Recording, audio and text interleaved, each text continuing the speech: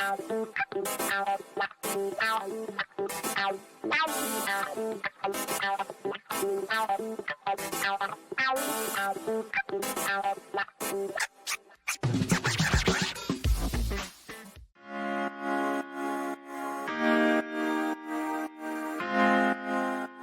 morning, Jody Hamilton. My mic is never on the floor for you. I'm just going to hold my little lav mic. This is, Sean, it's too much for mommy. It's too many things happening. Okay. All right. Is the clip difficult? Yeah, it's fine. Just a clip. It's fine. You know, okay. Hi, Charlie Hi, Pierce. hi. How you doing? I'm good. I said when we started this, I can see why they didn't want to give Merrick Garland a hearing. As you said, so this calm, reasonable fellow on my TV didn't deserve even a hearing to be on the Supreme Court, as opposed to freezing the truck guy, angry beer guy, and the biblical principles lady. Got it. I mean, you couldn't help but be struck by what an amazing Supreme Court justice. Man, you know? Mm-hmm. Yeah. I went when he was being denied his meetings and hearings and so forth back at the end of the Obama administration. I went down and sat in his courtroom for a day. He's just like he's exactly what you want in a judge. Yeah. He's not too high, he's not too low. I was very surprised to see him get emotional yesterday, although given what he's talking about, I guess I shouldn't have been. Right. But he's got the perfect judicial temperament. Well, yeah, it's that's what everybody says. And we're talking to Harry Littman next hour. Years, but it seems like everybody that says the same thing. That, I mean, you rarely see someone that everybody says such amazing things about. And I think he'll be a great. He's got some steel to him too. I mean, the Timothy McVeigh case was not an easy case. Yeah, I think he'll be an amazing AG, but I just think he would have been an amazing Supreme Court justice as well. Yes. So, you had a few drinking games. The Steele dossier, drink. Cornyn is such a freaking tool.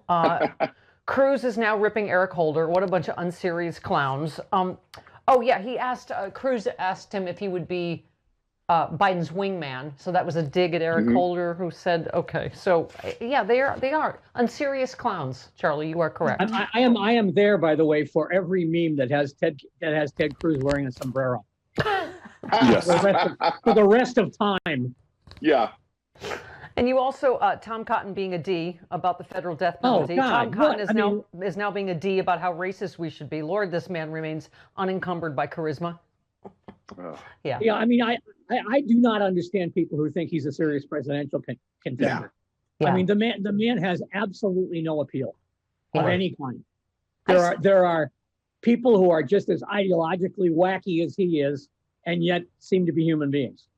And I feel like Cruz and Hawley being seditious bastards is also not new. I can never forget Tom Cotton writing to Iran behind Biden's back, Obama's back, and saying, don't listen to him.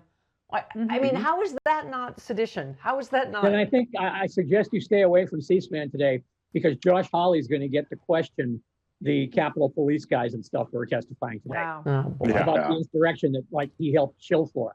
Yeah. I would stay away from that. I mean, it's a big day for hearings today. Deb Haaland's having a hearing today. Becerra's having a hearing today. Mm-hmm. And she's another woman of color that's having a hard time. And I guess she would be an interior secretary that would be entirely too concerned about the interior. Is that exactly my understanding? She would be in charge of the public lands and be entirely too aware of what can happen to lands that are public. Right. I just love your names for senators, but now I've forgotten. Who is Senator Jubilation T. Cornbone, Republican? Oh, that's the other John. I cannot write that guy's name being John Kennedy. I can't do it. Oh, right. Yeah. It's the Massachusetts in me. So I gave him a name from Little Abner. Plus, the guy went to Oxford, for God's sakes. He doesn't have to play the rube. Right. I mean, he's up there my talking favorite like is Mr. Haney, for God's sakes. And he went to Oxford. Republican of Hooterville is my favorite. Yes, you said J.T. Cornpone is trying to turn an AG confirmation hearing into a talk radio segment about school closing, get the damn hook. And you said now Cornpone is asking about trans women and sports. Yeah, that was that one sort of came out of nowhere on Garland too, I think. Yeah. What was the point of it? What was Well, he's got, as Attorney General, he's got to enforce Title IX and what's his name? Jubilation doesn't want him to enforce Title IX. So there's a bit of an impasse there. Yep. Senator Jubilation T. Cornpone. Okay. Jubilation T. Cornpone. Your happiest piece you wrote this week is Donald Trump is now at the mercy of a New York district attorney. To say nothing of a Manhattan grand jury. Yeah. Yes. What you None of said whom I'm sure I've ever heard of him. on the matter of the former president's taxes, the Supreme Court of the United States Monday decided it pretty much doesn't want any part of the former president of the United States, and it delivered the former president up to the tender mercies of the New York district attorney. You said it's plain the court waited till after the election. Its prolonged aftermath were over before washing its hands of the former president, which is an ominous sign for him, his families, his various flunkies and enablers. I don't think it's just those of us that are happy clappy, Charlie. I feel like a lot of pretty serious legal experts are saying, "Oh yeah, this is serious." They hired a really serious. He's got no place to go in. He's got no place left to go in the taxes. Yeah, Right. I mean, Chief Justice John Bimini or the UAE. Yeah. Yeah. Chief Justice John Roberts wrote for the majority, no citizen, not even the president, is categorically above the common duty to produce evidence when called upon in a criminal proceeding. I mean, as someone said, Teflon just wore off, I think. Huh? Oh, I mean, I don't think there's any question. It doesn't look like Letitia James is going to get her teeth out of his ankle anytime soon, and and it looks like the woman in Atlanta is pretty happy with being a high-profile prosecutor too. Yeah, Mhm. yeah. I mean, yeah. he's now. I mean, and I don't mean to be cynical, but this is true. He's now a career maker for prosecutors. Yeah. Right. Yeah.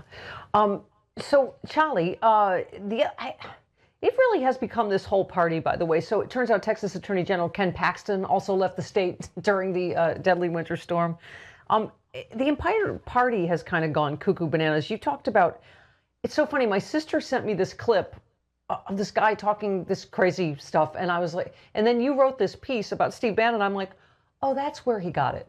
Like, this is literally the new thing. Bannon said his new strategy is for Trump to run for Congress in 2022, get elected, then become Speaker of the House. Then as House Speaker, Trump will move to impeach Biden and Harris, of course, over, I don't know, widespread voter fraud. He said, we totally get rid of Nancy Pelosi. The first act of President Trump as Speaker will be to impeach Joe Biden for his illegitimate activities of stealing the presidency. And then all the applause and hollers from the local GOP group. And so then he will become president. That was in Massachusetts. Right. Wow. I mean, that wasn't in Mississippi or Wyoming or someplace. I thought this That was in just West Roxbury, Massachusetts. He ran that route. I thought this was some random like Yahoo that my sister found on the internet, and I'm like, oh, this is the new talking point, all the way up from Steve Bannon. That this is their strategy. Obviously, though, Steve has become a moderate because he's not arguing that Trump could be Speaker without being elected to the House, which is possible. Right. Right. The House could name him Speaker Oh my if God. he's not a member of Congress. Okay. All right. By the way, thank you for getting on the Joe Manchin. You said Joe Manchin waited almost an entire month before stabbing a Democratic president in the back and handing the president a defeat he truly does not need. Thank you. It's just, I don't even know where to start with this, with someone that voted for Kavanaugh and Sessions. I honestly can't figure out why the White House budget director has Senate approved anyway. Yeah. Mm-hmm. I mean, it seems like a very obvious case of give the president what he wants. Right. It's not a cabinet post, really. Yeah, and you said it may be possible for Joe Manchin to be more of a horse's ass, but science has not yet found a way to do it. That is true. That's spectacular. Why wouldn't he? He's had a month and a half worth of publicity about how he's the key to the federal government. Right. He and Kirsten Sinema. Right. Yeah. And why wouldn't he be full of himself at this point? Now he's being quote unquote undecided on Deb Haaland. Well, but as you said, it has nothing to do with her qualifications for the job, and it is a really bad look for a Democrat. For two women of color are the ones that right, and three minorities if you count Becerra. I don't know where Manchin's going to land on that, but the Republicans are after him now too. Yeah, they're claiming that he's not qualified for the job. Right. Those that put Betsy DeVos and Ben Carson in their cabinet. Exactly. Right. And by the way, Joe Manchin voted for some really terrible people. Yeah. Well, no. I mean, it's not just Kavanaugh, Barr. Voted for Ryan Sessions. Zinke for that job, for God's sake. Yeah. Mm-hmm. Oh, and the other, what's his name? Richard Grinnell. Have you ever read his Twitter feed? Yeah. Rachel Maddow teed people up on that one last night. Yeah. Yeah, I mean, it really, it's astounding. Okay, and especially because everything's going so well, Biden's approval ratings. And by the way, let's not give a pass to the Democrats who are opposed to Neera Tanden and have been raising hell about it too. Right. I mean, this is once again, I'm dying. I hope I live long enough so that the 2016 Democratic primaries are finally over. Yeah. Yeah. Yes. Oh dear God. Oh, that was a flashback I didn't need. Okay. Yes, because they as a party are all awful. Didn't you love this whole CPAC disinvites? What was the tweet they sent out? We have just learned that someone we invited to CPAC has expressed reprehensible views that have no home with our conference or organization. The individual will not be participating, and you're like, that could mean anyone. You'll have to narrow it down. That could mean all of you. I don't. Is it? I mean, Trump? I've been to CPAC. I've been to CPAC 3 times. Yeah. There wasn't one speaker who wasn't offensive. Yes, Right. that didn't. Right. So this is the young Pharaoh. Of course, it's the black guy, right? The young Pharaoh is a rapper, I guess. They invited the wrong Pharaoh. They should have invited like Yul Brynner or Pharaoh Sanders or Jay Pharaoh. Yes. Here, Jay Pharaoh. Yes. Here's the irony: the CPAC Twitter account effectively canceled young Pharaoh's role as speaker at their event, which has as its theme "America Uncanceled." So I'm just saying, that's magical. Yeah, that's the best part, rich. by the way. That is the best part, that it's America uncanceled and we have to cancel one of our speakers. Cancel culture. Okay. Love it, love it, love it. How about they have Ronan Farrow speak? There you go. They'll have they know the difference. I like that one. Yeah, I haven't watched that documentary yet. I don't think I'm going to, because I am really tired of that story. We've replaced it with Ronan Farrow crystals. Let's watch the fun. We've replaced it with a gay liberal. Let's see how it goes.